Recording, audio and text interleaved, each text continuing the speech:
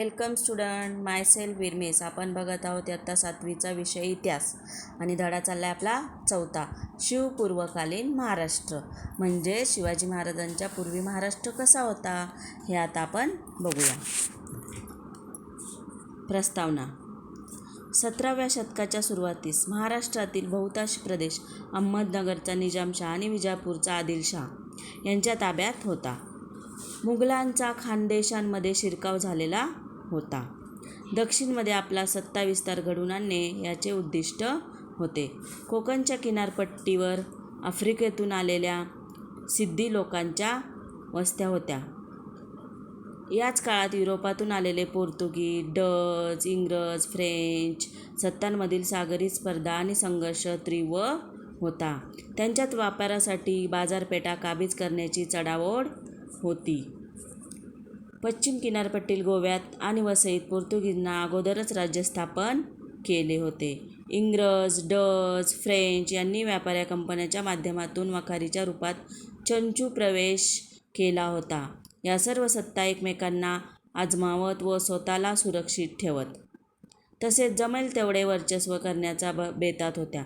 या संघर्षामुळे महाराष्ट्रात अस्थिरता व असुरक्षितता निर्माण झाली होती.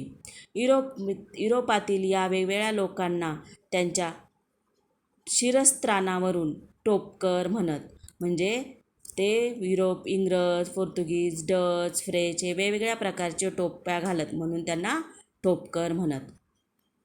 शिवपूर्व काळातील लोकवस्ती, प्रजा आणि राज्यकर्ते यांच्यामधील दुवा, कार्य करणारे अधिकारी, बाजारपेठा, कारागीर वगैरेंचे स्वरूप समजण्यासाठी गाव, कसबा आणि परगणा या भौगोलिक स्थानाची आपल्याला ओळख करून घ्यायला पाहिजे, आवश्यक आहे. अनेक गावांचा मिळून परगणा होत असे. सामान्यतः परगण्याच्या मुख्य ठिकाणाला कसबा म्हणत असत. कसब्यापेक्षा लहान ठिकाणाला मौजा म्हणत असत. आपण आता गाव, कसबा आणि परगणा यांची सविस्तर माहिती पाहूया. गाव म्हणजे मौजा. बहुतेक लोक हे गावामध्ये राहत.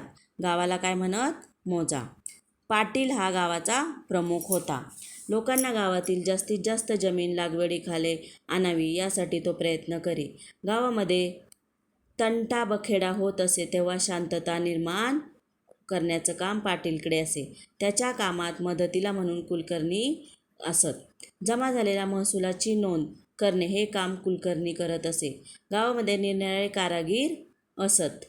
त्यांच्याकडे व्यवसायासंबंधी हक्क परंपरेने चालत आलेले असत.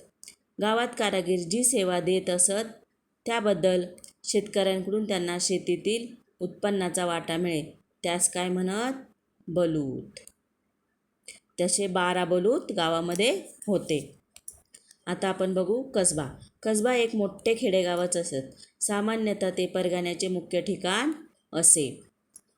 वाई परगण्याचे मुख्य ठिकाण वाई कसबा. इंदापूर परगण्याचे मुख्य ठिकाण इंदापूर कसबा. गावाप्रमाणेच कसब्यामध्ये सुद्धा सुतार, लोहार इत्यादी कुशल कारागीर होते. कसब्याला जोडूनच बाजारपेठ असे. शेटे व महाजन हे पेठेचे वतनदार कारभारी असत.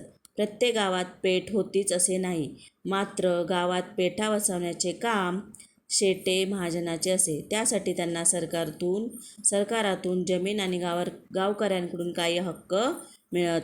पेठेचे हिशोब ठेवण्याचे काम महाजन पाहत असे. आता पेठा. वीर माता जिजाबाईंच्या आज्ञेनुसार पुण्याजवळील पाषाण येथे एक मोठी पेठ वसवलेली आहे. तिला जिजापूर असेही म्हणतात. मालापूर, खेलापूर, परसपूर, विठापूर या देखील मालोजी, खेलोजी, परसोजी आणि विठोजी यांच्या नावाने औरंगाबाद येथे वसलेल्या नवा पेठा आहेत. खेडला जोडून असलेली शिवापूर ही शिवाजी महाराजांच्या नावे वसलेली पेठ आहे. परगणा. अनेक गावे मिळून परगणा होत असले तरी सर्व परगण्याची गावाची संख्या समान नसे. उदाहरणार्थ पुणे परगणा हा मोठा परगणा होता.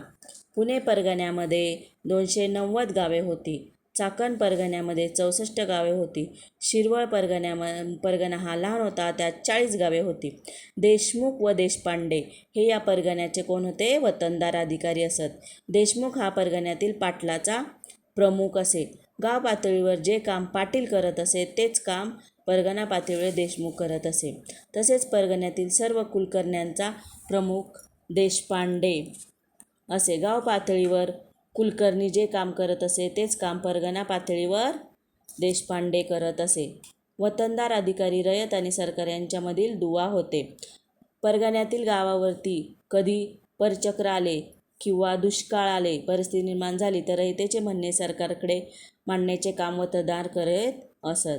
काही वेळेला हे अधिकारी आपल्या अधिकाराचा दुरुपयोग करत. ते कधी रयतेकडून अधिक पैसा जमा करत तर कधी रयतेकडून गोळा केलेली रक्कम सरकारकडे जमा करण्यास विलंब लावत. अशा वेळी प्रजा त्रासली जात असे. आता दुष्काळाचे संकट हे आपण पुढचा मुद्दा बघूया. शेती ही पावसाच्या पाण्यावर अवलंबून असे. आत्तासारखी सुधारित जलसिंचनावर आधारित नव्हती. ती पूर्णपणे कशावर अवलंबून होती? पावसावर. पाऊस पडला तरच शेती, नाहीतर शेतात पीक येत नसे. मग अन्नधान्याचे भाव वाढत. लोकांना अन्नधान्य मिळणे मुश्किल होई. जनावरांना चारा मिळत नसे. पाण्याची तीव्र टंचाई निर्माण होई. लोकांना गावात राहणे कठीण होई. लोक गाव सोडत. लोकांवर परगंदा होण्याची वेळ येई. परगंदा म्हणजे गाव सोडून जाण्याची वेळ येई. त्यांना पुरेसे पाणीसुद्धा प्यायला मिळत नव्हते. अन्नधान्यसुद्धा मिळत नव्हते. दुष्काळ हे रयतेला सर्वात मोठे संकट वाटे. महाराष्ट्रामध्ये असाच एक मोठा दुष्काळ इसवी सन 1630 पडला होता. या दुष्काळाने लोकांना हवालदिल झाले. धान्याची तीव्र टंचाई निर्माण झाली. भाकरीच्या तुकड्यासाठी लोक स्वतःला विकून घेण्यास तयार होते, पण विकत घेणाराच कुणी नव्हता. असे वर्णन वाचायला आपल्याला मिळते की एवढा मोठा दुष्काळ इसवी सन 1630 पडला होता. कुटुंबे उद्ध्वस्त झाली. गुरेढोरे मेली. शेती व्यवसाय खचला. उद्योगधंदे संपुष्टात आले. आर्थिक व्यवहार ठप्प झाले. लोक देशोधडीला लागले. अशा उद्ध्वस्त झालेल्या लोकजीवनाची घडी बसवणे एक मोठे आव्हान होते.